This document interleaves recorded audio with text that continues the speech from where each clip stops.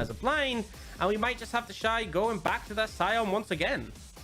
Yeah, we might do, but I would like to see him go for something. He has got the counter pick and maybe look for something a little bit better in terms of the 1v1 matchup, but nope, gonna go with the Scion. They saved last pick, counter pick for the Shy, and he just picked Scion again. Like, if he's just gonna pick Scion every time, it doesn't really work as a counter. Yeah, don't pick it as a counter, but it does mean the 369 will have a little bit more agency in that lane. Of course, the melee into range means the Kennen meeting in the middle at the moment. But we do see a contest is going to come out for the Scuttle. Kanavi should be able to secure this. Yeah, not really a lot SFM can do, but ooh, double knockup, but they got the charms or the traps behind him. Huanfeng in so much trouble, but he might be able to turn this one slightly around, but the great help there from missing. One more. Ooh, the zap, the auto attack, not quite. They don't get any of the kills, but they burned all of the summoners. A 2-for-4 trade in favor of JDG. And again, this is very similar to what we saw. Kanavi.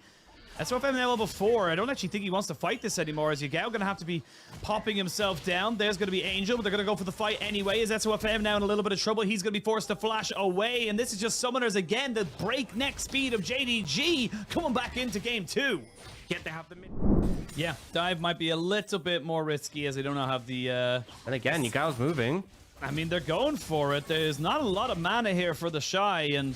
he's got to be very careful. They will tank up the tower, get the stun down, land the Q. They're just trying to get the last bit of mana out of him as they go straight for him, and he's going to be taken down just about. One more auto attack does secure it as 369 flashes himself over the wall. Now Yagao might have to be using his own summoner, flashes from the charm, and that's going to be a successful dive here from JDG. They do not let Weibo have a rest, Ox. Yeah, played it really well, right? They were very patient with it. The initial chunk comes from 369. They drop tower aggro. They wait out the decimate. The Lee Sin and the Rise, they're very good at taking out single targets. So in small numbered skirmishes, stellar.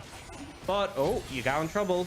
He got a cleanse, though. He had that in the back pocket because of the spell book. SOFM tries to get him on top of him with the Heartbreaker, but he's not quite able to get himself away. Yagao, knock. Oh, Angel, one more Q, but he gets Rune Prison down, lands it just at the last second. It's still a 2-for-1 trade up here for the side of Weibo as SOFM gets himself a nice reset and almost stops the counter kill.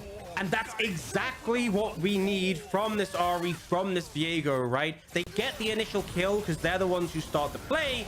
And then as a result, oh, Weibo looking for the bot lane play. I mean, you can go for missing here. He does have the gray health, but that means his real health bar is going to be there. He flashes out as this is going to be Hope trying to go for something. They get the flash away, and that's going to be enough for them to try and maybe keep him alive. And honestly, Hope's got himself some decent damage here. One more auto attack on the Huanfeng, and they've turned it around. 2v2, 2 kills for Hope. Huge overstep from Weibo. You could see the plan from Hope is kite out, wait for the chakrams to drop. Here for the side of JDG to maybe put themselves in a decent footing. We are going to see a full commit into this bot side, and this is just really good macro play from JDG. Take Dragon, rotate down with your jungler. You already have priority in this bot side, so you already know you're going to be able to pick up this tower pretty much full-fledged. And there's nothing else you can really do. Huanfeng, I was going to say, you need to be so careful. That get excited is dangerous. Ends up using his Gale Force, and the rest of JDG are now on the retreat. Kanavi doesn't quite know where On is, but has a spidey sense that he's going to be around somewhere. Herald usage, how 2 plates mid, and then the second Herald mid can allow you to take that mid tier 1, and could often be worth it for map control. But if you have a lane you want to snowball, if you have a Jinx, just slam it bot, get that massive influx, and really put your AD carry ahead.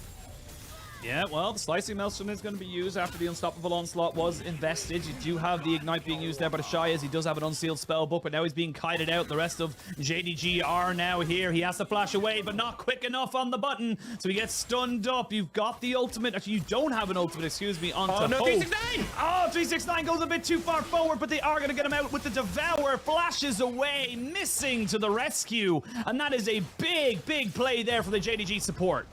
Yep, manages to save 369. 369, I'm not sure why you went so deep back in, but regardless, the effect of the play, the Shy chunked out means Hope is going to get even more plates here. This Jinx is reaching astronomical levels right now of power.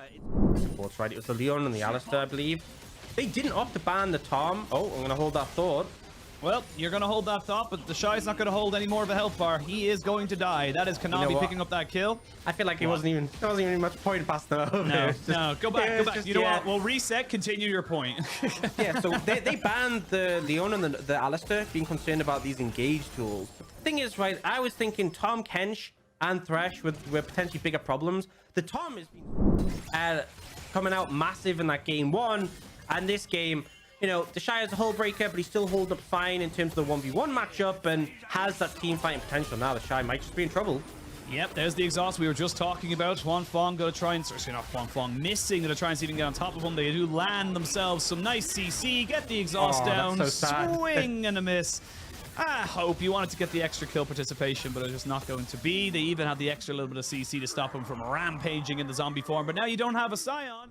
There's just not really a lot you can look for, and that's, as we say, we come back into the game and we talk about 5,000 gold lead in favor of JDG. The Rift Herald is confirmed to be dropped into the mid lane, so they will get the charge, but second Rift Herald is going to be not as valuable, and also you didn't have the wave, which you see you can't even get the tower just yet. You're just peppering it down for later, and this is where the game starts to get very scary for Weibo. 369, though, he walked over a ward. They know exactly where he is, and they're collapsing on top of him. Decimating smash goes all on top of him, but they're going to try and realm warp him in there. It's going to be a slicing Nelson.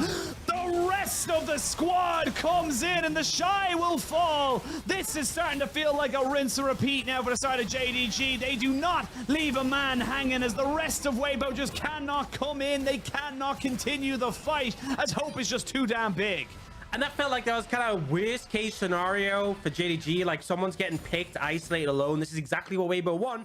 Burn resistances so that Hope can do Hope's job. Hope can get himself into these positions. As On aggressively going forward is going to drop down his ultimate. They will get the Devour out of the Tam Kench, but look at On. He's dead. He hasn't got the tanky stats. He went Glacial Augment, not Aftershock, and now the Shy, he walks in, he's got to walk out. Huan Fong gets himself a nice grab at him. They will land the charm on the 369. SOFM has not even begun to be a part of this tight team fight, and the Shy has to walk away. That's going to be mid lane turret. That's going to be Dragon Soul point. JDG are just owning this map. Yeah, and I feel like that fight was perfect illustration of why Tom Kench is so good here, why I think Weibo should have banned it, and also just why Nautilus. Pressure, more and more items being now. Yeah, I was just about to say more and more items. That's an infinity edge for the side of Hope, and Hope's very quickly losing itself on the side of Weibo, but they might find a little bit of engage and they will catch somebody out. Good pick here for 369, exactly what you said you wanted to see them do, but now the rest of JDG are here. We talked about this. There's going to be the kick into the rocket, and there's Hope getting resets. 2 kills for 1. You'll take that deal any day of the week. And once again, it's Weibo looking for a play where they have numbers advantage and very quickly getting collapsed on, and it gets turned around in favor of JDG. Hope with another 2 kills in pocket. Currently looking at a 6,000 goal lead. 5-0-1 on the Jinx. It's just looking so doomed for Weibo right now. It's just looking very, very doomed, and this is just JDG building more momentum. JDG getting themselves ready for playoffs. JDG looking like a little bit of a dark horse now coming into this last few series, as we can see the Devour coming out stops any kind of overextension, and thank you very much. 6-0-1 now for Hope. He hasn't even gone back for himself to get that dragon, and they just get themselves all the way to the mid lane. Yagao on Rise needs to be banned away. You can't let this through anymore. It's so frustrating to deal with, right? The rotation's really strong. They pick up another tier 2 mid. On the back of that, gold lead has gone from 6,000, when I was just talking about before, to 8,000. They're so far ahead, and the thing is, they don't need to even, right? They have 369 pushing this wave top. They play very aggressive for the vision in this red side jungle, and then they match the wave to push in, and now maybe we're looking again. They're gonna go for a 369 with the slicing. Nelstorm is just going to wreck it. Huan Fong is dead. Double kill. Maybe even a triple. Nope. 369 takes that one away. They will land the charm onto Yagao. Thinking that maybe they could end this game off at a penta, but no, Yagao doesn't get the trip. He doesn't get allowed on the bus. Not fair. I'm fine with that, right? Because he can play interruption on SFM. Doesn't even let him get close, right? It's rude. Spot in mid. Forces him away, and now Baron secured. 30 seconds until that dragon. They're going to be able to get the fast resets and go to that one. over 10,000. It's a 12,000 goal lead. Oh, several miracles in the favor of Weibo, where they just they kill the Jinx multiple times. The cannon never gets off, and here we go. This could be the final fight of the game, as we can see On trying to make something happen, but Yagao's not even lost his shield. On flashes away and has to use the dredge line defensively. While that's been happening, 369's been pushing in the mid lane. Bot lane will be broken. The inhibitor not long for this world, and the rest of Weibo are just going to get rinsed, destroyed, decimated by the side of JDG, who are on the rise. JDG, who are looking like the 2020 JDG back-to-back finalists. The team that is just doing so much right now are coming into the playoffs with massive momentum. They will guarantee themselves at least a top 3 finish, if not a top 2, and they will go into the playoffs on the highest of forms. They know how good they are. They know how good they can be, and they are a dark horse for the playoffs.